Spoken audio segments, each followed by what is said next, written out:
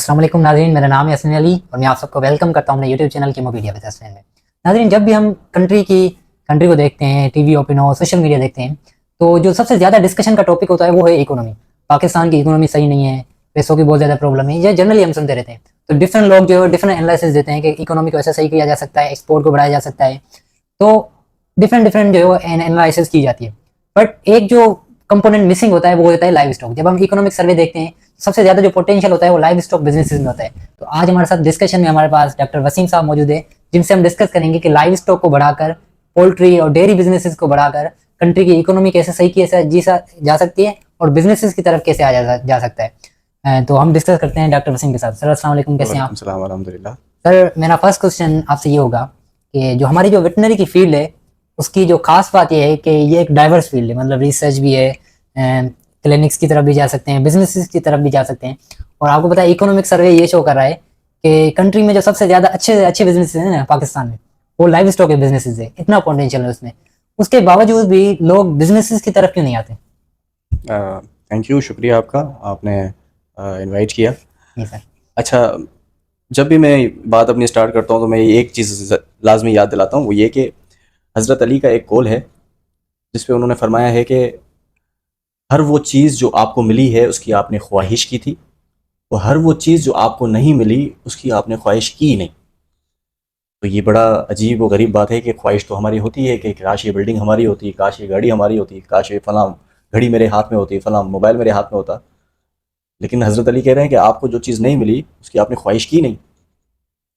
तो फिर गहराई से उस कौल को समझने की कोशिश की तो समझ में बात यह आई कि वाकई में हम ख्वाहिश करते ही नहीं है। बेसिकली हम जस्ट बात कर लेते हैं, एक सेकंड के लिए एक ख्वाहिश पैदा कर लेते हैं, लेकिन उस ख्वाहिश को अंदर तक नहीं समाते। जब वो अंदर तक समा जाती है और आपके जज्बों में वो चीज़ें आ जाती हैं तो आपको मिलती है। और ये फिर इम्प्लीमेंट होते हुए देखा अपने अंदर भी, और दुनिया को भी इस तरह के देखा कि जिस लोगों की जैसी ख्वाहिश थी और ख्वाहिश का जो लेवल था उन्होंने उस चीज़ को अपनाया है।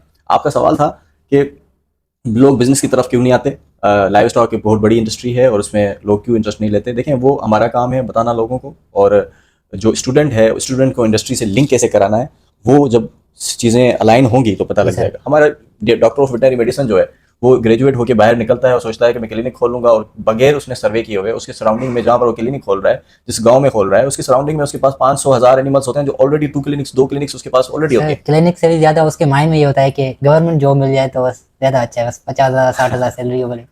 हाँ, ये देखें, ये असल में सिक्योरिटी एक हम सबका माइंड होता है कि फाइनेंशियल सिक्योर हम हो जाएं, हम फैमिली हो हमारे पास और हम सुकून से ज़िंदगी गुजारें, तो गवर्नमेंट साइड मिल जाता है। गवर्नमेंट सेक्टर में देखें बुराई कोई नहीं, लेकिन गवर्नमेंट सेक्टर में ज़्यादातर हमने देखा है कि लोग नॉन प्रोडक्टिव हो जाते हैं। हमारे जितने भी दोस्त हैं, हमारे जितने भी सीनियर्स हैं, जूनियर्स हैं, उसमें हमने देखा है कि जितने भी गवर्नमेंट सेक्टर में दोस्त गए उसका बहुत ही रेयर क्वांटिटी में लोग थे जो अच्छे लेवल पर पहुंच गए और उन्होंने अपने दिमाग को बहुत अच्छा किया। बाकी जो मोस्टली जितने भी बंदे थे वो बहुत अच्छे पोजीशन होल्डर लोग भी थे, लेकिन उसमें से वो गवर्नमेंट सेक्टर में जाने के बाद उनकी यूटिलाइजेशन जिस तरह से की जाती है तो वो अनफॉर्चुनेटली उनकी सारी चीज़ें फिर वो आहिस्ता दिमाग से निकल जाती हैं। प्राइवेट इंडस्ट्री में आने के बाद क्योंकि आपकी KPIs होती हैं, आपको काम करना पड़ता है, तभी आपकी सैलरी बनती है, तभी आपके इंसेंटिव बनते हैं।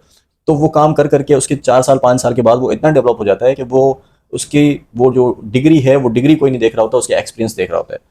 तो ये वजह है। बाकी लड़कों को समझ में नहीं आती अभी कि गवर्नमेंट सेक्टर जो है वो आपको सिक्योर तो करेगा, लेकिन उसके साथ साथ आपकी जो स्केल आपको करना चाहिए वहाँ पर वो स्केलेबिलिटी इतनी नहीं होती। अच्छा सर, जैसे आपने बोला कि हर कोई सिक्योरिटी की तरफ देख रहा है, तो जब आपने बिजनेस स्टार्ट किया है, आप भी एक हम्बल बैकग्राउंड से थे, कोई ज़्यादा आपके पास शुरू में तो इतने पैसे नहीं थे, तो आपके माइंड में भी तो वही सोच होगी क्योंकि जो एनवायरनमेंट होता है और सेम होता है। तो आप उन चीज़ों से कैसे निकले, इस तरफ कैसे आए, और अभी आप कैसे देख रहे हैं अपने बिजनेस को? आपने सही स्टेप लिया था या? लेट मी क्लियर यू कि जब मैंने यूनिवर्सिटी में कंप्लीट किया तो मेरा गवर्नमेंट सेक्टर में जाने का पहले से ही मूड नहीं था। अच्छा, हाँ, और मतलब दूसरी स्टार्टिंग से ही आपने ये सोच लिया था कि? लेकिन मेरे पास देखें, मैं चाहता था, मेरे पास बहुत कम रिसोर्सेज थे। अब उस पर अगर मैं बिजनेस करता, फॉर एग्जांपल अगर मेरा दिमाग जो है वो 1 बिलियन रुपीज़ की कंपनी को मैनेज करने की एबिलिटी रखता है और मेरे पास 20 लाख रुपए हैं और मैं 20 लाख रुपए का दुकान खोल के बैठ जाऊँ, तो ये ज़्यादती है मैं समझता हूँ अपनी सलाहियतों के साथ। तो मैंने जॉब प्रीफर की थी, और जॉब प्रीफर की थी एक अच्छी कंपनी में जहाँ पर मेरी भी लर्निंग हो और मैं अपने आप को अच्छी तरह जगह पर यूटिलाइज कर सकूँ। वहाँ पर जब मैंने यूटिलाइज मतलब किया, आपका आइडिया था कि बिजनेस की तरफ जाना है, पर फर्स्ट आपने एक्सपीरियंस को? जी हाँ, मैंने अपने इंटरव्यू में ये बात कोट की थी कि मैंने जॉब करनी है ताकि मेरी ग्रोथ हो, और मैंने समझना है ताकि मेरी यूटिलाइजेशन कितनी है और मैं अपने आप को कितना इस्तेमाल कर सकता हूँ दुनिया जी के लिए, सर। सोसाइटी के लिए। मैंने उनको अपने इंटरव्यू में भी बताया था। अच्छा, उसके बाद फिर मैंने अपने ये माइंडसेट बनाया। अभी भी हमारे जहन में एक आइडियाज़ हैं, स्टार्टअप्स के आइडियाज़ हैं बहुत सारे। हम चाहते हैं कि हम उस पर काम करेंगे। अभी अल्हम्दुलिल्लाह बहुत सारे लोग हैं जो कि हमारे साथ लिंक्ड हैं, वो चाहते हैं कि हम उनके साथ काम करें। और हम अभी भी हम जॉब भी कर रहे हैं और डिफरेंट लोगों से अलाइन भी हैं। और न सिर्फ हम, हमारी ये कोशिश है कि हम कोई अपना बिजनेस करें या इस तरह से, बल्कि हम कोशिश कर रहे हैं कि किसी न किसी तरह से एग्रीकल्चर इंडस्ट्री में, लाइव स्टॉक इंडस्ट्री में एक रेवोल्यूशन लेकर आएँ, क्योंकि बहुत सारे डॉक्टर साहब गैप हैं हमारे पास। जी और सर। उस पर अगर काम किया जाए तो सिर्फ आप अपने आप को सक्सेस नहीं करते, बल्कि पूरी इंडस्ट्री को, पूरे प्रोविंस को, पूरे जो है कंट्री को आप ऊपर उठा सकते हैं। तो ये आपके पास सलाहियतें मौजूद हैं, आप करें काम इसमें। सर मैं जैसे आपका जो मेन बिजनेसेस की तरफ, जिन बिजनेस की तरफ है वो है डेयरी बिजनेसेस। वैसे तो हमारी जो फील्ड है वेटनरी के, उसमें बिजनेसेस भी बहुत सारे हैं, डाइवर्स फील्ड है, पोल्ट्री है, लाइव स्टॉक है। आपका जो है मेन डेयरी वाला है। तो अभी पाकिस्तान में डेयरी में कौन से ट्रेंड चल रहे हैं और कौन कौन से चैलेंजेस हैं और कौन कौन सी पॉजिटिव साइड है, तो ये बिजनेस अच्छा है नहीं है, इसको कैसे देखते हैं डेयरी बिजनेस को? हाँ जी, बिजनेस में मैं आपको बताऊं कि क्योंकि मेरा इंटरेक्शन रहता है डिफरेंट इन्वेस्टर्स के साथ, उसके जी पास हाँ। मैं जाता हूँ। तो देखें, डेयरी की जब हम फिजिबिलिटी बनाते हैं डेयरी फार्मिंग की, तो फिजिबिलिटीज़ में हमें पता लगता है कि जी ये इतनी प्रोडक्शन देगा, ये इतनी फीमेल्स देगा, और इसके बाद ये इतने मेल देगा, उस हिसाब से ये फार्म इस तरह एक्सटेंड होगा, और फिर इसकी कॉस्ट ऑफ प्रोडक्शन इतनी है, बाकाया इसका इतना प्रॉफिट होगा। तो हम समझते हैं कि यार इस जैसा बिजनेस कोई नहीं। लेकिन जब हम उस फार्म को इम्प्लीमेंट करते हैं, रखते हैं, और फिर हम उस पर काम करना शुरू करते हैं, तो फिर गैप्स आने लग जाते हैं। जो हमारा जो प्रोडक्शन का टारगेट होता है उसको अचीव नहीं कर पाते, हम जो काविंग का टारगेट होता है उसको अचीव नहीं कर पाते, उसके बहुत सारे डिजीज़ कंट्रोल के टारगेट्स होते हैं उसको अचीव नहीं कर पाते। तो फिर क्या होता है, बिजनेस जो है वो उतने प्रॉफिट में नहीं जा रहा होता, और सम टाइम लॉसेस में भी लॉस भी हो रहा होता है, और बिजनेस बंद भी हो रहे होते हैं इस वजह से। लेकिन अगर उसको प्रॉपर्ली चलाया जाए तो बिजनेस सही चल सकता है। अगेन यहाँ पर हमें जो रिक्वायरमेंट है वो वेटनरी फील्ड की बहुत ज़्यादा रिक्वायरमेंट है, ताकि वो तमाम तर चीज़ों को अचीव कर सके। ये जो 3-4 टारगेट हैं आपके प्रोडक्शन के, आपके काविंग इंटरवल के, आपके डिजीज कंट्रोल के, फर्स्ट काविंग के, ये 3-4 टारगेट्स जो डेयरी फार्म के अंदर होते हैं, ये सिर्फ और सिर्फ वेटनरी का बंदा ही उसको सही कर सकता है। और बहुत अच्छी सैलरी में वेटनरी रिसोर्सेज को हायर किया जाता है। और ना सिर्फ सैलरी पर, हमने खुद देखा है कि वो पार्टनरशिप ऑफर करते हैं कि आप आएँ हमारा फार्म चलाएँ, और हमारे फार्म पे आपको जो 50% का जो है वो पार्टनरशिप लें, आप भी फ़ायदा उठाएं, हमें फ़ायदा उठाएं। बहुत सारी चीज़ें हैं जिस पर अगर आप काम करना चाहें तो कर सकते हैं। अच्छा सर, जैसे अभी कंट्री में आप देख रहे हैं आईएमएफ के साथ हमारे पास एग्रीमेंट हो रहे हैं, और बड़े अच्छे टाइम से हमारे पास जो है इकोनॉमी कोलैप्स लगी पड़ी है, और गवर्नमेंट जाहिर सी बात है ये देख रही है कि हम कहीं कहाँ पे इन्वेस्ट करें कि ताकि हमारा जो एक्सपोर्ट है वो बढ़ सके। तो हमारे पास ना, हम उन चीज़ों पे इन्वेस्ट करें, गाड़ियों पे इन्वेस्ट करें, किसी और चीज़ पे इन्वेस्ट करें जिन पे हम सिर्फ सोच सकते हैं कि यहाँ से एक्सपोर्ट बढ़ेगी या नहीं बढ़ेगी। बट अगर आप देखें डेयरी इंडस्ट्री है या पोल्ट्री इंडस्ट्री है, इनमें तो पहले से ही पोटेंशियल है कि अगर उनमें हम इन्वेस्ट करें तो हमारी एक्सपोर्ट वगैरह बढ़ सकती है।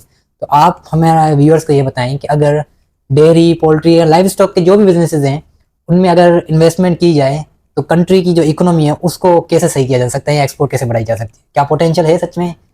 दर्शक देखें, आपने बात की है आईएमएफ की, मैं बात करूंगा कि आईएमएफ जो है उसकी तरफ तो हम जब जाते हैं तो उस वक्त हम बड़े खसारे में होते हैं। सही बात है। क्योंकि आईएमएफ आपको एक सिक्योरिटी फंडिंग रिलीज करता है आपके मुल्क को बचाने के लिए, डिफॉल्ट से, बस डिफॉल्ट करने डिफॉल्ट वाले से होते हैं तो बचाने के बस लिए। ये जान हम सकता है। हम वर्ल्ड बैंक की फंडिंग की बात कर सकते हैं। वर्ल्ड बैंक की फंडिंग जो है वो डिफॉल्ट की नहीं होती, वो आपकी डेवलपमेंट के लिए होती है। अब वर्ल्ड बैंक की फंडिंग आती भी हैं। नहीं, मैं उसमें ओवरऑल ये उसमें बात नहीं कर रहा था कि आईएमएफ की जो फंडिंग है उससे हम इन्वेस्ट करें।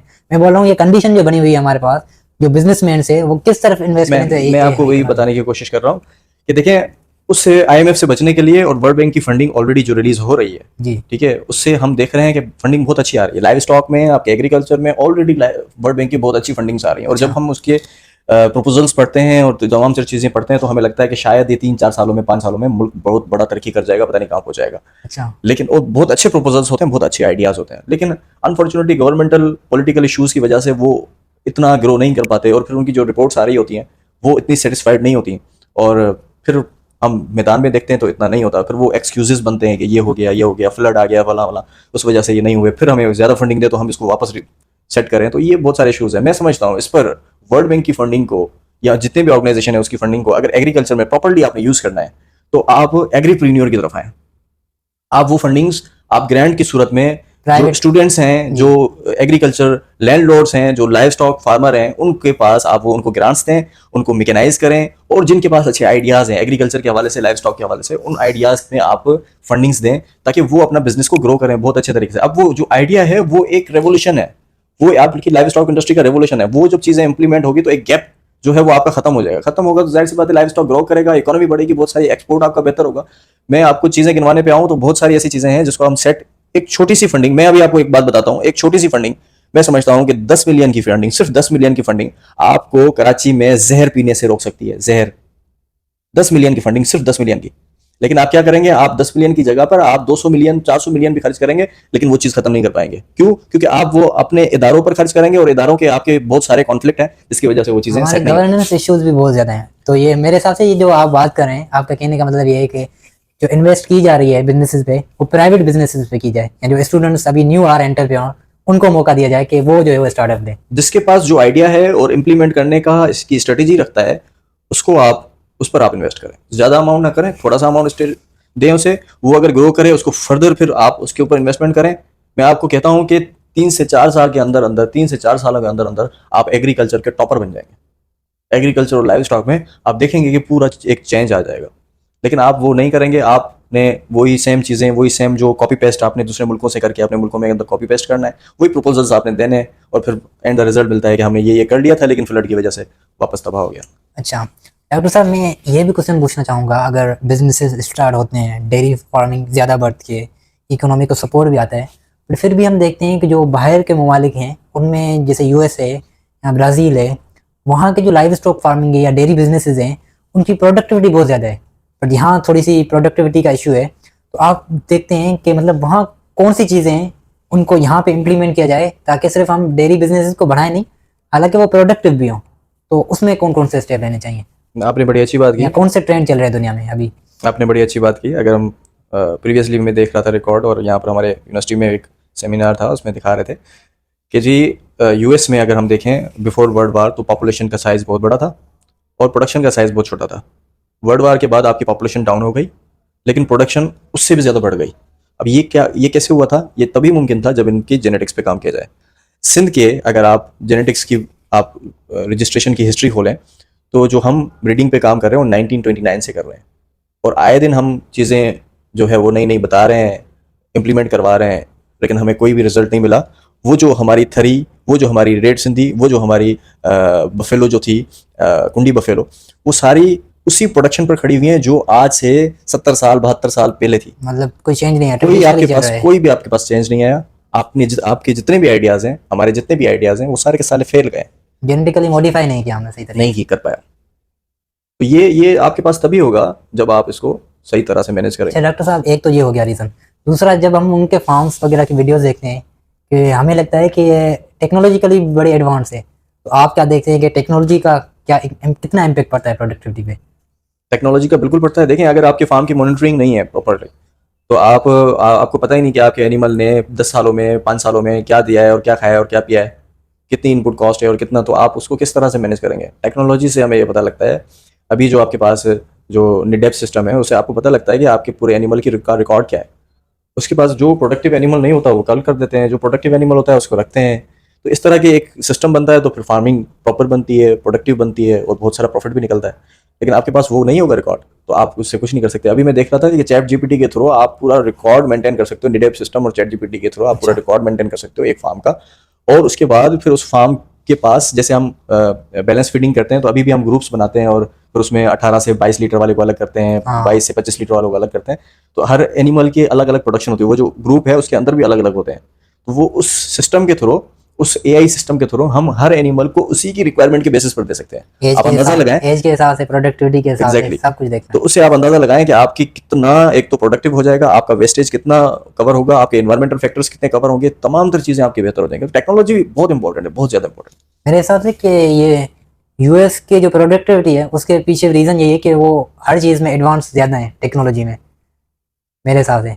और मैंने ये देखा है कि जेनेटिकली भी मॉडिफाई हैं, और उनकी जो भी हम ब्रीड्स वगैरह हैं, मेरे हिसाब से वो बाहर भी नहीं जाती यूएस से, ऐसा ही है ना? नहीं, यूएस की ब्रीड तो खैर हमारे पाकिस्तान में भी है, वो मॉडिफाइड करके हमारे पास भेजते भी हैं, लेकिन ये है कि बट वो जो उनकी अच्छी ब्रीड्स होती हैं, मैंने सुना है कि वो बाहर नहीं निकालते। जाहिर है वो देखें, वो आपके पास फीमेल एनिमल्स भेजते हैं और वो आप 3 से 4 साल, 5 साल, 8 साल आप चलाएंगे, उसके बाद आपके पास वो एनिमल प्रोडक्टिव नहीं होगा, फिर आपको वहीं से मंगाना पड़ेगा। ठीक है, तो इसलिए वो फिर अपने वहाँ से जो है वो सीड्स सेल करते हैं, सेमन जो है वो वहाँ से सेल करते हैं, वहाँ से आप एक साइकिल चला सकते हैं। अदरवाइज हमारे पास अपनी मॉडिफाइड एनिमल नहीं है, उनके एनिमल्स हैं, फिर उनकी एनिमल को फर्दर सेट करने के लिए हमें वहीं से मैकेनाइजेशन के सारा सामान मंगाना पड़ता है। तो वो तो अपने लिए सोचते हैं ना, हम नहीं सोच रहे होते। वो मैं अभी 1 साल पहले की बात है वैसे कि भी दुनिया सेल्फ इंटरेस्ट पे ही चलती है, उनकी पॉलिसी में यही होता है। वो एनिमल पॉपुलेशन नहीं बढ़ाने देते ना। आप इंडिया की बात करें तो इंडिया ने अभी बैन किया हुआ है कि आप इंपोर्ट नहीं कर सकते एनिमल्स, क्योंकि अच्छा, एनिमल आपका पॉल्यूशन करता है, मीथेन जो है वो एक्सट्रैक्ट करता है बहुत ज्यादा। तो हालांकि वो इंडिया की पॉपुलेशन भी बहुत ज्यादा है, पर यूएस ने जो मेन काम किया है वो प्रोडक्टिविटी पे किया है। पाकिस्तान और इंडिया ने सिर्फ पॉपुलेशन पे काम किया कि पॉपुलेशन को बढ़ाया जाए। नहीं, इंडिया भी अभी आप देखें, इंडिया के बहुत अच्छे रोल अभी, अब प्रोडक्शन का अगर ग्राफ देखेंगे ना तो पाकिस्तान का ग्राफ आपका वहीं खड़ा हुआ है, लेकिन इंडिया का ग्राफ जो है वो मुसलसल इंक्रीज हो रहा है। तो वहाँ पर ये है कि उन्होंने हर चीज़ को देखा हुआ है। हम क्या करते हैं, हम अपना एग्रीकल्चर एक्सपोर्ट करते हैं, हम चीज़ें एक्सपोर्ट करते हैं, हम ये नहीं देख रहे होते कि इस एग्रीकल्चर एक्सपोर्ट के साथ हमारा जो ज़मीन का जो जितनी भी रिसोर्सेज हैं वो भी हम एक्सपोर्ट कर रहे हैं। हम वो एग्रीकल्चर एक्सपोर्ट इंपोर्ट को बैलेंस नहीं कर पाते। हम होम टाउन कंजप्शन को नहीं देख रहे होते, हम एक्सपोर्ट को देख रहे होते हैं। तो जब हम होम टाउन कंजप्शन नहीं होती तो फिर उसका रद्द अमल ये निकलता है कि 3 साल के बाद जो टारगेट था एक्सपोर्ट का वो फिर वापस डाउन हो जाता है। तो ये बहुत सारी ऐसी चीज़ें हैं जिसको मतलब प्रॉपर्ली मैनेज हर डायमेंशन से देखना पड़ता है हर जी। डायमेंशन से देखना पड़ता है। मतलब जी हाँ। हमारे ऊपर क्या असर पड़ेगा इकोनॉमी या सोसाइटी पे, हर हर चीज़ से देखना पड़ता है। जी हाँ। तो डॉक्टर साहब, आप सेम यूनिवर्सिटी से हैं, मैं अभी वहाँ पे पढ़ रहा हूँ, आप तो ग्रेजुएट हो चुके हैं अभी फील्ड में। तो मैंने जब आपका प्रोफाइल देखा तो मैंने ये चीज़ ऑब्जर्व की कि आप सोशली बड़े एक्टिव हैं। मतलब बिजनेसमैन के साथ मिलते रहते हैं, या बिजनेस कम्युनिटी है फार्मर्स के साथ, और अभी शायद प्रेसिडेंट ने आपको कोई अवार्ड वगैरह भी दिया था। तो ये जो सोशल स्किल्स हैं, ये आपने कैसे डेवलप की, और इसका आपको पर्सनल और बिजनेस पे क्या फर्क पड़ता है? देखिए, first of all thanks to my university, और उसके बाद थैंक्स टू माय कंपनी जहाँ मैं काम करता हूँ।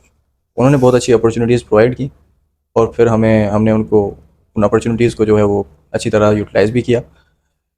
वो फिर आपके पास देखें, अगर आप चाहते हैं कि आप सोशली इन टच रहें ताकि आपको डिफरेंट जगहों से आपको अच्छी अच्छी नॉलेज मिले, आपका एक्सपोजर बढ़े, तो आपको इस तरह से करना पड़ता है। वो आप सोशल तभी बन सकते हो जब आप दूसरों के बारे में सोचोगे।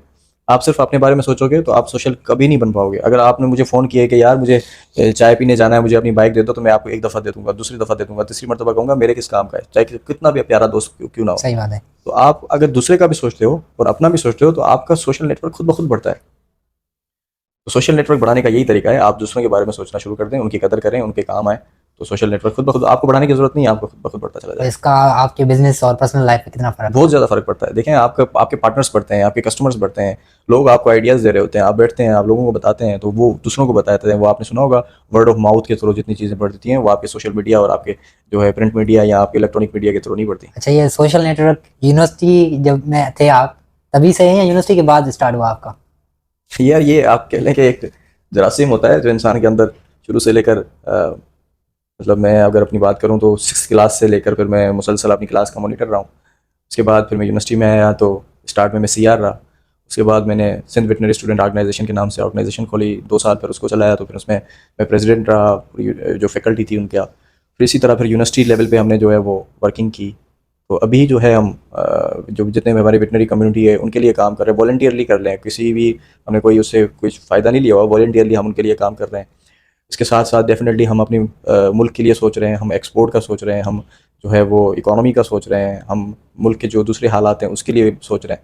तो जाहिर सी बात है वो जो हम जो थिंकिंग कर रहे हैं उसके रिजल्ट्स भी आते हैं बाद में।